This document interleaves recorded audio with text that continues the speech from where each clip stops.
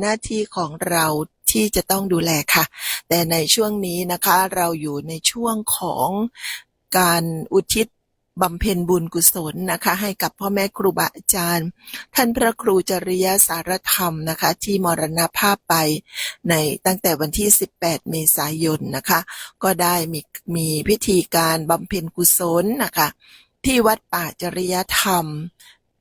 ตลอดทั้งวันนะคะตั้งแต่ท่านเอาสรีระสังขารท่านมาที่วัดป่าจริยธรรมนะคะท่านมรณภาพจากอุบัติเหตุแล้วก็มรณภาพในที่เกิดเหตุเลยนะคะมีหลายๆท่านนะคะที่ถามถึงเพราะว่าท่านเป็นเจ้าคณะอำเภอนาด้วงเป็นเจ้าอาวาสวัดป่าจริยธรรมเป็นเจ้าของเสียงจัดรายการเสียงธรรมจากถ้ำผาหม้อนะคะท่านเป็นองค์ประธานมูลนิธิเป็นผู้อำนวยการสถานีวิทยุนะคะซึ่งก็เป็นงานเผยแผ่พระพุทธศาสนาที่ท่านถนัดนะคะณขณะนี้ช่วงท่านได้มรณภาพจากไปแล้วนะคะพุทธศาสนิกชนแล้วก็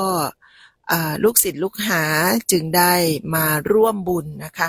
เป็นบุญอุทิศบุญบำเพ็ญบุญกุศลนะคะเพื่อที่จะอุทิศบุญกุศลแล้วก็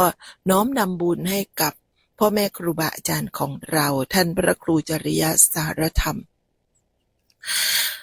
เมื่อวานนะคะวันที่28เมษายนนะคะก็ได้เคลื่อนสรีระสังขารนะคะด้วยพิธีได้รับพิธีพระราชทานเพลิงนะคะของท่านพระครูจริยสารธรรมเนื่องจากท่านก็เป็นเจ้าคณะอำเภอนะคะของมหานิกายนะคะก็ได้รับยศตรงนี้นะคะลูกศิษย์ลูกหาก็เลยขอพระราชทานเพลิงให้นะคะก็ได้เคลื่อนสรีระของท่านนะคะมายังฝั่งที่ทำเมรุชั่วคราวนะคะเมรุสถานชั่วคราวนั้นทำอยู่ที่ฝั่งสร้างอุโบสถนะคะซึ่งอุโบสถนั้นถ้าหากว่าลูกศิษย์ลูกหาพุทธศาสนิกชนท่านใดได้มานะคะก็จะเห็นว่าท่านได้มีการดำเนินงานก่อสร้างนะคะในช่วงที่ท่านมีชีวิตอยู่ซึ่งเป็นมหาอุโบสถที่ใหญ่มากนะคะเสา112ต้นเป็น2ชั้นนะคะสร้างพร้อมกับหล่อพระประธานพระพุทธจริยธรรมที่จะเอาไปประดิษฐานไว้ที่มหาอุโบสถนะคะก็ยังไม่เสร็จค่ะท่านผู้ฟังท่านก็มามรณภาพไปก่อนอันนี้ก็คงจะเป็นมรณานุสตินะคะที่พ่อแม่ครูบาอาจารย์ท่านพระครูจริยสารธรรมท่านแสดงให้กับลูกศิษย์ลูกหาได้เข้าใจและรับทราบนะคะสอนอยู่ประจำนะคะชีวิตไม่เที่ยงให้เร่งทำความดีความตายมีอยู่ในทุกๆขณะของการหายใจเข้าไม่หายใจออกก็ตายแล้วนะคะดังนั้นอย่ารอวันอย่าพลาดวันประกันพรุ่งนะคะท่านสอนอยู่เสมอนะคะวันนี้ท่านก็มาแสดงให้เห็นเหมือนกับที่ท่านได้สอนลูกศิษย์ทุกสิ่งทุกอย่างท่านก็ทำให้ดูก่อนนะคะจนถึงวาระสุดท้ายของชีวิตนะคะดังนั้นนะคะช่วงนี้ไปจนถึงวันที่30นะคะก็ยังคงมีพิธีบำเพ็ญกุศลด้วยการทอดผ้าบางสกุลนะคะที่วัดป่าจริยธรรมย้ายสรีระมาที่ฝั่งของการสร้างเมรุสถานชั่วคราวนะคะก็ขอเชิญชวนแล้วก็บอกมายังแจ้งข่าวมายังลูกศิษย์ลูกหาพุทธศาสนิกชนนะคะทุกท่านที่ต้องการที่จะมาร่วมในพิธีพระราชทานเพลิง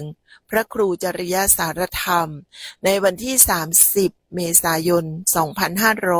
2569จริงๆแล้วพิธีก็ในการทำพิธีบำเพ็ญกุศลนะคะก็ทำได้ทั้งวันค่ะจนมาถึงเวลา 13 นาฬิกานะคะก็จะเตรียมสถานที่เพื่อที่จะเข้าสู่พิธีพระราชทานเพลิงที่พระบาทสมเด็จพระเจ้าอยู่หัวรัชกาลที่10ท่านพระราชทานให้นะคะดังนั้นนะคะวันที่30ขอแจ้งมายังญาติธรรมพุทธศาสนิกชนนะคะรวมทั้งลูกศิษย์ลูกหาของท่านพระครูจริยสารธรรมนะคะวันที่30ก็ขอให้แต่งตัวด้วยชุดไว้ทุกข์สุภาพนะคะชุดขาวดำนะคะเสื้อขาวกางเกงกระโปรงดำสำหรับ ผู้หญิงผ้าถุงดำนะคะรองเท้าไม่ใส่รองเท้าแตะนะคะหรือท่านชายนะคะชุดไว้ทุกสุภาพก็คือเสื้อสีขาวกางเกงสีดำนะคะรองเท้าที่ไม่ใช่รองเท้าแตะนะคะแล้วก็ท่านหญิงหรือบุรุษสตรีท่านใดที่มีสิทธิ์นะคะในเรื่องของอาชีพหน้าที่การงานตำแหน่งที่ใส่ชุดปกติขาวไว้ทุกข์ได้นะคะก็ขอเชิญชวนใส่ชุดปกติขาวไว้ทุกข์มายัง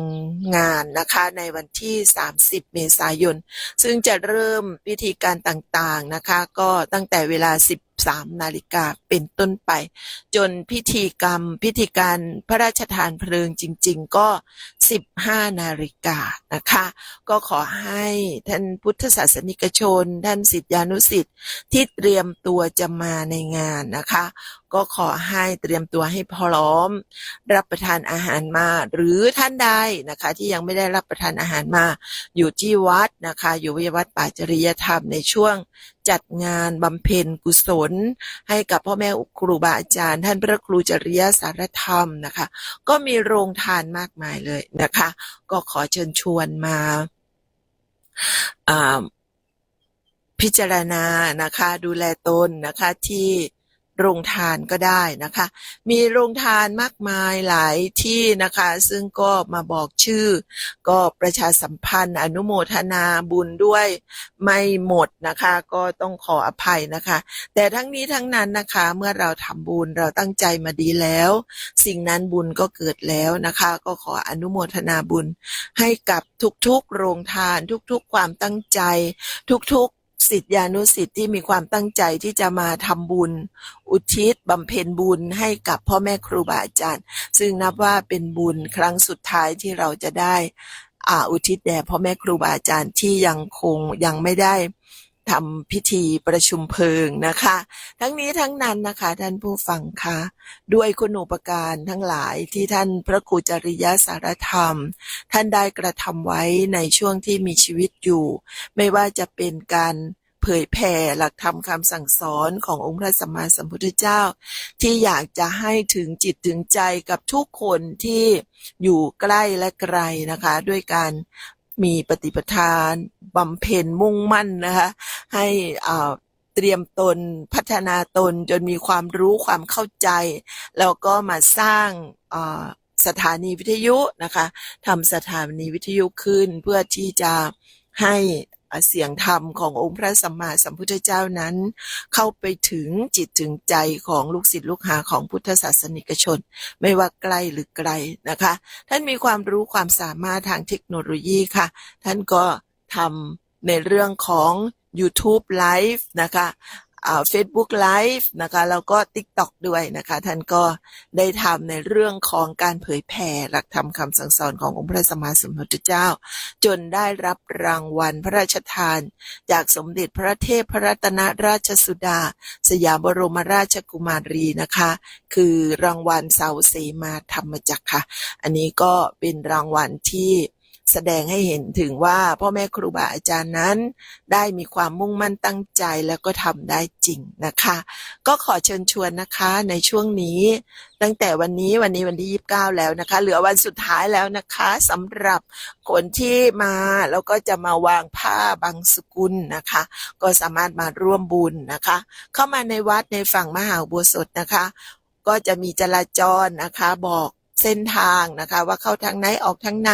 เพื่อที่จะให้เกิดความเป็นระเบียบเรียบร้อยนะคะก็ขอความร่วมมือค่ะเมื่อท่านใดที่เข้ามาในงานแล้วนะคะเราทุกคนคือเจ้าภาพนะคะเราก็จะมาร่วมด้วยช่วยกันในการที่จะให้พิธีบำเพ็ญกุศลให้กับพ่อแม่ครูบาอาจารย์พระครูจริยสารธรรมนั้นเป็นไปด้วยความเรียบร้อยงดงามและสมเกียรตินะคะทั้งนี้ทั้งนั้นนะคะถ้าไม่มีลูกศิษย์ลูกหามาช่วยในเรื่องของการเตรียมงานถ้าไม่มีลูกศิษย์ลูกหาในการที่จะมาร่วมบุญนะคะงานนี้ก็คงจะงดงามไปไม่ได้ท่านก็คงจะคิดถึงลูกศิษย์แหละนะคะสิ่งที่ท่านทำค้างคาไว้นะคะลูกศิษย์ลูกหาก็มาดูช่วยกัน ศึกษานะคะว่าเราจะสืบทอดต่ออย่างไรให้ปฏิปทาให้ความตั้งอกตั้งใจของพ่อแม่ครูบาอาจารย์นั้นสำเร็จก็มาร่วมด้วยช่วยกันนะคะทั้งนี้ทั้งนั้นนะคะท่านผู้ฟังค่ะเราก็คงไม่ได้มีความมุ่งหวังว่าพ่อแม่ครูบาอาจารย์ก็คงจะอยู่กับเราไปจนเราไปก่อนหรือท่านพระอาจารย์ต้องจากลาไปก่อนเหมือนเหตุการณ์ที่เกิดขึ้นนะคะเราก็คงไม่ได้มีความคาดใดๆแต่มันก็เกิดขึ้นเป็นสัจธรรมนะคะพ่อแม่ครูบาอาจารย์ท่านก็สอนอยู่เสมอว่าทุกสิ่งไม่เที่ยงเกิดขึ้นตั้งอยู่ดับไปนะคะท่านก็ทำให้เห็นทำให้ดูนะคะเหลือแต่ตัวเราเท่านั้นนะคะเราจะมาศึกษานะคะมาทำความเข้าใจนะคะแล้วก็มาเรียนรู้ให้สิ่งที่พ่อแม่ครูบาอาจารย์สอนนั้นว่ามันเป็นจริงเช่นใดนะคะเราผู้ที่เป็นลูกศิษย์ลูกหาเราจะสามารถบำเพ็ญตนนะคะให้มีประโยชน์ในช่วงที่มีชีวิตอยู่นะคะมีลมหายใจอยู่นั่นคือโอกาสค่ะท่านผู้ฟังโอกาสที่จะทำอะไรก็ได้ในสิ่งที่ดีที่สร้างสรรค์ที่จะเป็นประโยชน์ต่อตัวเราเองต่อคนที่เรารักข้างเคียงหรือแม้แต่คนที่เราไม่รู้จักเลยด้วยความรักความหวังดีแล้วเราก็สามารถกระทำสิ่งเหล่านั้นได้ทันทีไม่ต้องรอนะคะเพราะว่าสิ่งที่เกิดขึ้นสิ่งที่เป็นอยู่สิ่งที่ตั้งอยู่แล้วมันวันหนึ่งก็อาจจะดับสูญไปในขณะที่เราไม่รู้ว่าเมื่อไหร่ก็ได้นะคะดังนั้นการคิดดีพูดดีแล้วก็ทำดีจึงเป็นสิ่งที่พ่อแม่ครูบาอาจารย์สอนเสมอนะคะและสิ่งหนึ่งนั้นนะคะที่ท่านพระครูจริยสารธรรมท่านได้จัดรายการแล้วก็พูดเสมอในตอนเช้าก็คือการให้ธรรมะเป็นทานชนะการให้ทั้งปวงนะคะการสืบทอดต่อในเรื่องของการสืบสารสถานีวิทยุเพื่อที่ให้เป็นแหล่งเผยแผ่หลักธรรมคำสั่งสอนตลอด24ชั่วโมงนะคะเป็นหลักธรรมคำสั่งสอนขององค์พระสัมมาสัมพุทธเจ้าเนี่ยถ่ายทอดโดยพ่อแม่ครูบาอาจารย์ที่ท่านมีประสบการณ์ที่ท่านได้ศึกษาเรียนรู้จนมีความรู้ความสามารถจนท่านได้รู้ในส่วนที่เป็นจริงในหลักธรรมคำสั่งสอนแล้วก็มาเผยแผ่ต่อเราก็อยากจะให้สิ่งนี้คงอยู่นะคะจึงตั้งกองทุนนะคะโดยพ่อแม่ครูบาอาจารย์นะคะท่านให้คำแนะนำและท่านก็เสนอว่าเรามาตั้งกองทุนสืบสารธรรมะของพระพุทธเจ้านะคะวัดป่าจริยธรรมนะคะก็ทำไปเปิดบัญชีนะคะที่ธนาคารกรุงไทยนะคะชื่อบัญชีสื่อธรรมะนะคะวัดป่าจริยธรรมนะคะก็ขอเชิญชวนนะคะขอสมาชิกตลอดชีพหน่อยนะคะเดือนละ200 บาทนะคะในการที่จะมาช่วยทนุบำรุงนะคะวัดป่าโครงการเผยแผ่หลักธรรมคำสั่งสอนนะคะเอามาเป็นค่าบำรุงสถานีนะคะบำรุงวัสดุอุปกรณ์ในการส่งออกอากาศเอามาไว้เป็นค่าน้ำค่าไฟนะคะค่าไฟเดือนละ 40,000 ถึง 50,000 บาทเลยค่ะท่านผู้ฟังแล้วก็สำหรับผู้ที่ดูแลสถานีนะคะก็ต้องดำรงชีพนะคะก็มาเป็นเงินเดือนค่าอุทิศตนค่าจิตอาสาให้พออยู่ได้นะคะก็ขอจะเชิญชวนบอกบุญไปนะคะท่านผู้ฟังคะมาเป็นสมาชิกกองทุนด้วยการนำปัจจัยเข้ากองทุนเป็นประจำกองทุนละ200 บาทนะคะหรือตามกำลังศรัทธาก็ได้มี20-30 บาทก็มาตั้งจิตอธิษฐานกันขอร่วมบุญในทุกๆเดือนนะคะสามารถติดต่อนะคะได้ที่กองอำนวยการนะคะซึ่งช่วงนี้เป็นงานพิธีบำเพ็ญกุศลให้กับพ่อแม่ครูบาอาจารย์ที่ยังไม่ได้มีการพระราชทานเพลิงนะคะซึ่งจะพระราชทานเพลิงในวันพรุ่งนี้นะคะวันนี้ก็ยังคงมาทำบุญได้ตลอดทั้งวันนะคะวางผ้าบางสกุลเวียนรอบพระพุทธจริยธรรมมาเก็บภาพเป็นที่ระลึกครั้งสุดท้ายนะคะแล้วก็กลางคืนนี้นะคะมีการเทศของพ่อแม่ครูบาอาจารย์ตลอดทั้งคืนนะคะก็เตรียมตัวเตรียมใจมาในการที่จะมาฟังพระธรรมเทศนาจากพ่อแม่ครูบาอาจารย์ท่านพระเถระนะคะ ท่านผู้ใหญ่ท่านพระผู้ใหญ่ต่างๆที่จะมาหมุนเวียนกันในการให้ธรรมะนะคะก็ขอประชาสัมพันธ์ค่ะในงานนี้นะคะเราก็ได้รับพระราชทานเพลิงนะคะจากองค์พระบาทสมเด็จพระเจ้าอยู่หัวรัชกาลที่10นะคะเราก็คงจะถือว่าเป็นเกียรติเป็นความเมตตาของท่านพระบาทสมเด็จพระเจ้าอยู่หัวนะคะพระเจ้าแผ่นดินของเรานะคะเป็นที่ประทับใจนะคะของลูกศิษย์ลูกหาเป็นเกียรติของครอบครัวพ่อแม่ครูบาอาจารย์ของเรานะคะซึ่งก็ถือว่าเป็นครอบครัวชาวพุทธนะคะแม่ท่านก็ได้มา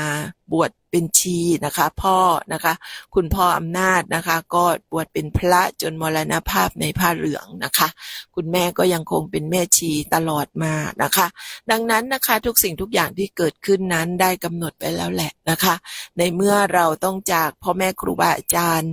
ด้วยสิ่งที่ไม่คาดคิดไม่คาดฝัน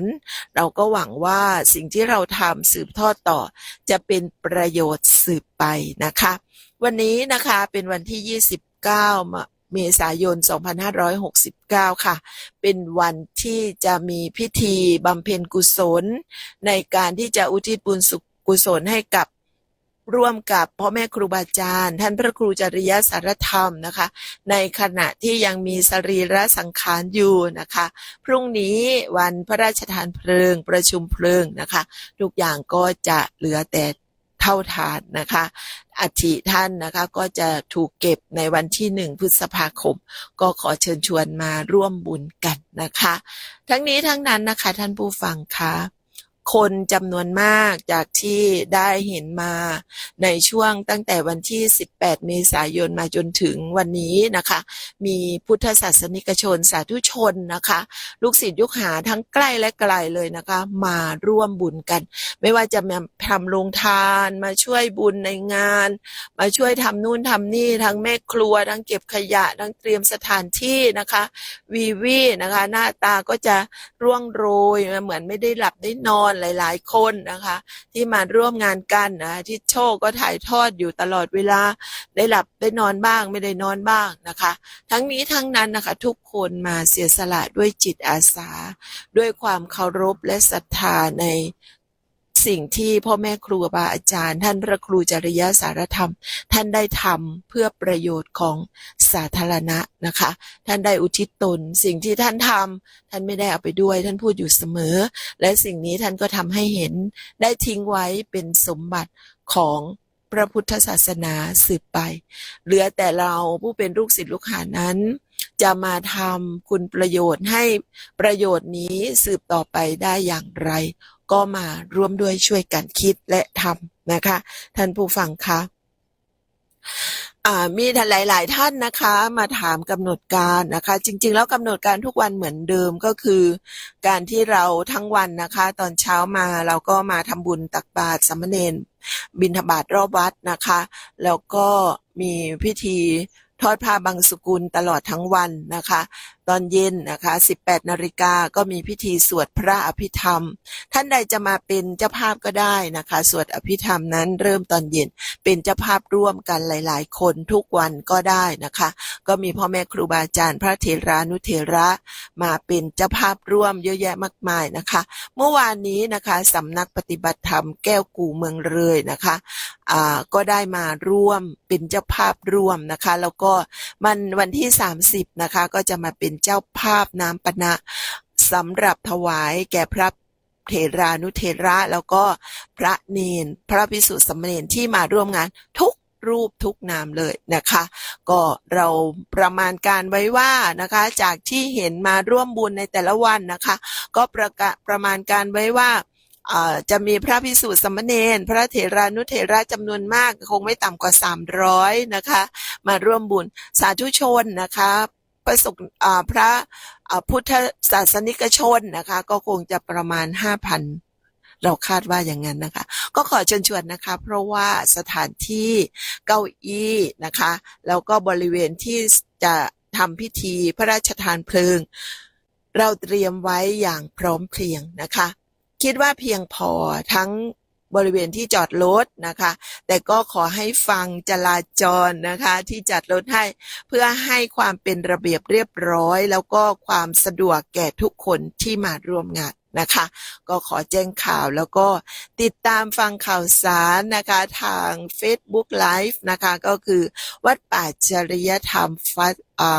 Official นะคะก็จะถ่ายทอดสดตลอดทั้งงานด้วยเช่นเดียวกันถ้าหากว่าใครมาไม่ได้นะคะก็อาจจะนั่งหน้าจอนะคะเปิด YouTube หรือเปิด Facebook Live ก็ได้นะคะติดตามฟังรายการนั่งอยู่บ้านก็ได้ส่งใจมา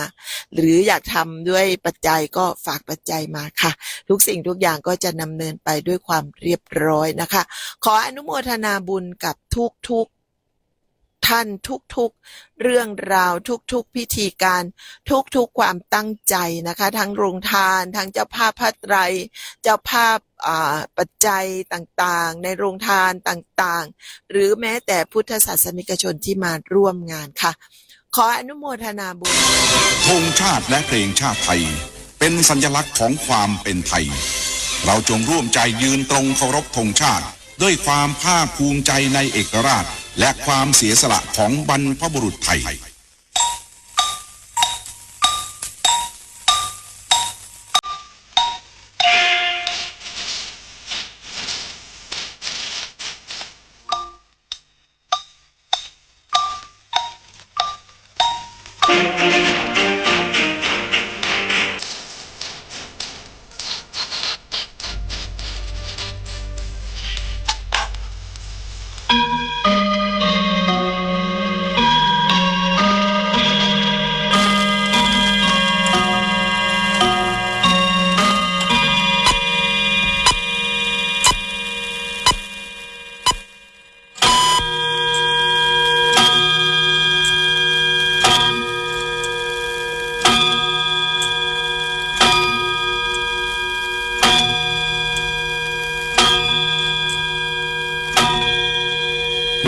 8 นาฬิกา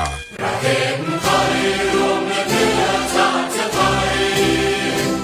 นประชารัฐผ้าไทยของไทยทุกส่วนอยู่ดำรงคงไว้ได้ทั้งมวลด้วยไทยล้วนหมายรักษาพันธิตไทยนิรักสงบแต่ถึงรบไม่กล้าเอกราชจะไม่ให้ใครคุมขีสละเลือดทุกอย่างเป็นชาติทะเลพลังประเทศชาติไทยก็มีชัยชโย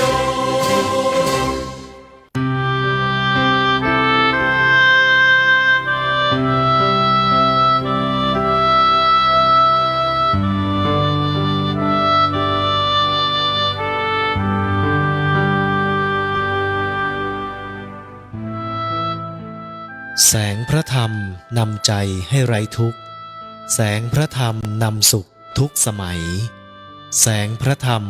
ส่องสว่างกลางดวงใจแสงพระธรรมนำจิตให้สงบเย็น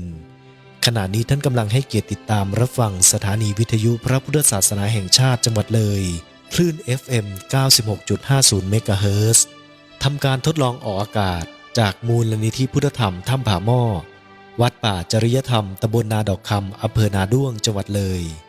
โทรศัพท์083-327-5700สถานีวิทยุพระพุทธศาสนาเสริมสร้างปัญญาร่วมพัฒนาชาติไทยท่านสามารถติดตามรับฟังรายการธรรมะต่างๆจากทางสถานีได้ตลอด24ชั่วโมงและสามารถติดตามรับฟังได้ทางแอปพลิเคชันวิทยุพุทธศาสนาทั่วไทยหากท่านมีความประสงค์จะร่วมเป็นเจ้าภาพเผยแผ่ธรรมะทางอากาศท่านสามารถร่วมเป็นเจ้าภาพได้ที่บัญชีธนาคารกรุงไทยเลขที่403-038-6091ชื่อบัญชีวัดป่าจริยธรรม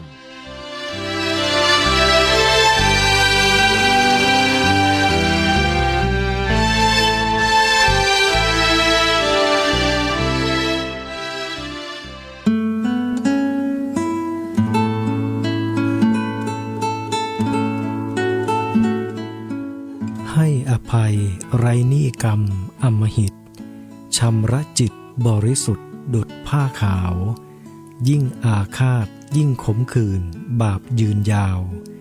ยิ่งปวดร้าวเดือดดิ้นไม่สิ้นกรรม ขณะนี้ท่านกำลังให้เกียรติตามรับฟังสถานีวิทยุพระพุทธศาสนาแห่งชาติจังหวัดเลย FM 96.50 เมกะเฮิรตซ์ช่วงเวลาต่อจากนี้ไปเชิญท่านติดตามรับฟังรายการธรรมวลีดำเนินรายการโดยอาจารย์ธรรมวลีศรีแช่ม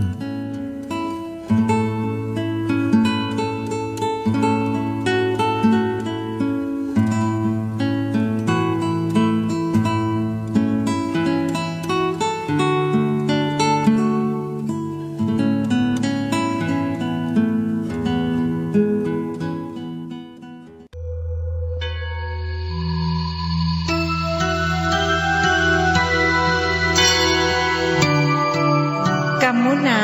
วัตตีโลโกสัตว์โลกย่อมเป็นไปตามกรรม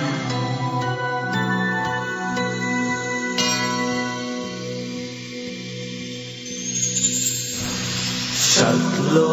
กย่อมเป็นไปตามกรรมสัตว์โลกย่อมเป็นไปตามกรรม